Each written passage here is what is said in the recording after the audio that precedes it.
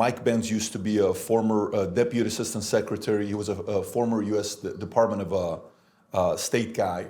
And in a recent interview, while they're talking about USAID, and the amount of money NGOs were putting in, one of the comments Mike Benz makes is what happened in Brazil in 2022. He claims that the money, matter of fact, I want to get a reaction on this. Rob, if you want to play this clip, go for it. Is that populism is an attack on democracy.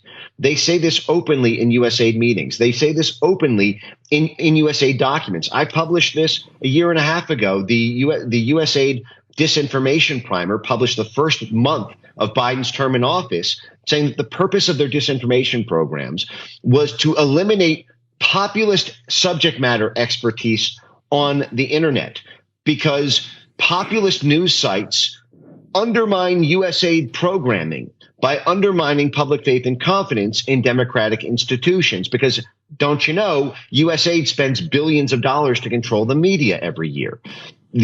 All the major media outlets in Ukraine are funded by USAID, like the Kiev Independent. All of the major news outlets in Western Hemisphere or in many parts of Africa and Central Asia, it does what the CIA used to do. Everyone remembers Operation Mockingbird. Well, guess what? That's just called USAID Media Sustainability and Media Assistance. Okay, that's all that is. And when populist waves swept the world in the U.S. in 2016 with Trump, and with what happened all over Europe with Marine Le Pen and Matteo Salvini and Nigel Farage, USAID declared censorship holy war against every single populist group, including Bolsonaro. Steve, I'm telling you right now, if USAID did not exist, Bolsonaro would still be the president of Brazil, and Brazil would still have a free and open internet. It was USAID that spent tens of millions of dollars of American taxpayer money funding the push to get anti-misinformation bills passed in the parliament there, funding the legal advocates who pushed the censorship court there, the TSE, to crack down on Bolsonaro tweets and WhatsApp and Telegram messages. They built a censorship octopus in Brazil, and it was built entirely on USAID because USAID declared Bolsonaro a populist, Trump of the tropics, and then set up this operation to control the information ecosystem there. One of the USAID grantees even said on a public call that the purpose was to eliminate the international exchange of ideas between the Trump movement and the Bolsonaro movement. That's what USAID does. They kill domestic populism because it gets in the way of their foreign policy goals. So when you hear him saying that, do you believe President Biden and maybe even the CIA or some of the NGOs there, like maybe even USAID, was involved in making sure you lost and Lula got back in? I feel trust in Mike Benz. I feel I can trust him. Saying that because he is from the inside of, back then, the Trump administration and the Biden administration too. Here in Brazil, the Superior Electoral Court, I don't know how, gathered a huge amount of influencers that worked against me on misinformation. They called me a pedophile. They've called me a genocidist, racist, called me a liar, also Nazi. A huge amount of work was done. And the Superior Electoral Court even did something that I've never seen before. They ran a campaign so that those aged 16 and 17 could also vote. This age group is not obliged to vote. So they worked to get them to register to vote, and it resulted in over 4 million young people. And at this age, 3/4, 75%, vote for the left. So then only there, Lula received 3 million votes, I got 1 million, 2 million votes. They succeeded with that work alone. The Electoral Court worked in this area.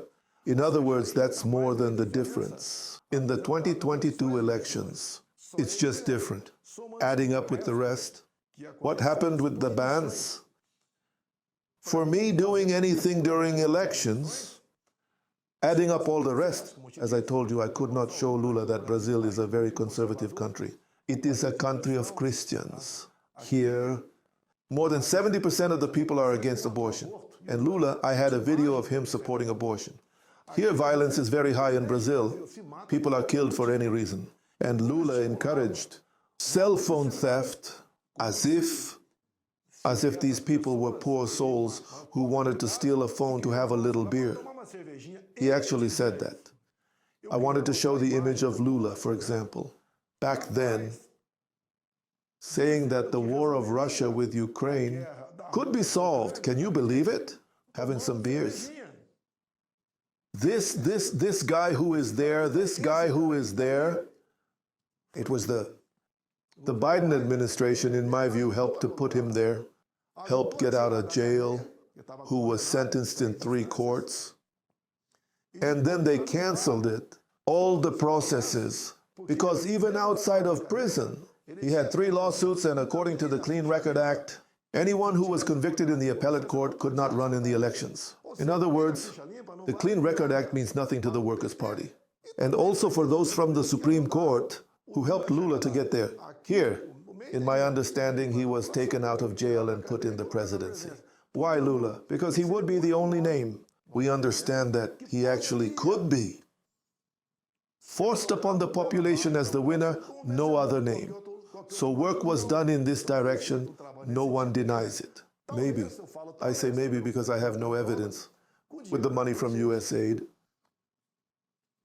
This agency has $50 billion per year to invest worldwide, largely under the guise of social projects like even hunger, inequality, among other things, but also, as I saw released in the American press, it was even used for terrorism, was used to interfere in policies throughout the world, and we're waiting.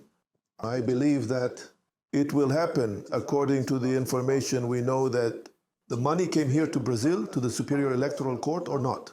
But he came to Brazil to influence the elections. I think Mike Benz is right.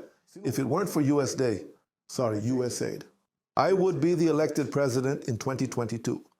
So then that means somebody that can help is if, let's say, Pete Hegseth or Tulsi Gabbard or John Ratcliffe, new CIA. You know how DOJ is investigating USAID, they're investigating now possibly Pentagon, they're investigating everyone. If they were to investigate to see that communication took place to help making sure you lost, and that became public, say if the US reported on the communication that they were involved in that, if they were, how would Brazilians react to that? If they found out that there was an actual attempt to make sure you lost in 2022? That would be fantastic. Once the resources were checked to help Lula getting elected, and this information becoming public, more and more the people will be on our side. We would have a way to demand, if this happens, the annulment of the elections.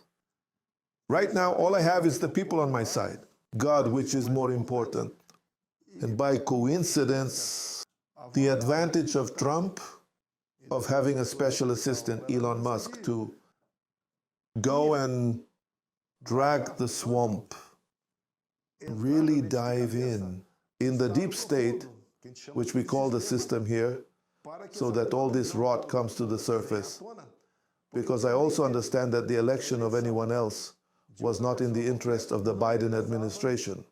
They were interested in the puppet that is Luiz Inácio Lula da Silva, who is there ruining our Brazil. Some even doubt if he will hold on until next year. If there is a way for Brazil to get out of this swamp that keeps sinking deeper, especially on the economic issue, what I would like is that the American government would do what was done with Venezuela. It is very important to only accept the election, recognize someone as elected in a clean, transparent, and auditable electoral system. and the opposition should not be excluded by ineligibility processes or even convictions by courts that everyone knows have a leftist bias here in Brazil, unfortunately. Brazil, I'm so glad you're watching this. I want to tell you something here. Do you know what's the one thing tyrants or criminals in politics, in your government, you know what's the one thing they hate? Is for the people to have hope. It's been said, man and women can live 40 days without food, 4 days without water, 4 minutes without air, but only 4 seconds without hope.